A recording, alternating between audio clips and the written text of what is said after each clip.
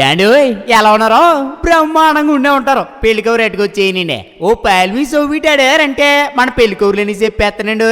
మన ఎరికిరెడ్డి వారి పెళ్లి సందరండి. మన ఎరికిరెడ్డి సాయి వెంకటరమణ గారు శ్రీమతి లక్ష్మి గారు లేరు. ఆప్యాయంగా అందరిని పలకరించేస్తా ఉంటారు. వాళ్ళ ఏకైక కుమారుడు మన శ్రీను పెళ్ళిండే. అదేనే మన నవీన్ మంచి మనసు ఉన్నాడు, సొగసైనడు, నలుగురికి నచ్చాడు, నలుగురు మెచ్చాడండి. మరి మన నవీన్ చేసుకోబోయా సెకండ్ సుక్క ఎవరంటారా? మన అనకాపల్లి జిల్లా కోటవరట్ల మండలం కైలాసపట్నం వాస్తవ్యులు మన సియ్యదుల బాబురావు గారు శ్రీమతి రత్నం గారు లేరు. చూడముచ్చటగా ఉంటారు. వాళ్ళ కనిష్ట కుమార్తె మన భానుశ్రీ అండి. కుటుంబ విలువలు తెలిసిన మంచి అమ్మాయి. ఎప్పుడు సిర్రో సిందించే గడుచుపిల్లండి. మరి వీళ్ళిద్దరికే పెద్దల వివాహం నిశ్చయించారండి. మరి పెళ్ళి ఇప్పుడు అంటారా? ఈ నెల ఏప్రిల్ 18వ తారీఖు అనగా శుక్రవారం రాత్రి 3:36 తెల్లవారితే శనివారం అండి.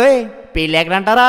మన తుని దగ్గర ఏ సోరవరం గ్రామంలో శ్రీ దేవి భూదేవి సమేత శ్రీ ప్రసన్న వెంకటేశ్వర స్వామి వారి దేవస్థానం లేదు, అక్కడే అంగరంగ వైభవంగా జరగబోతుందండి. మరి భోజనాలు అంటారా?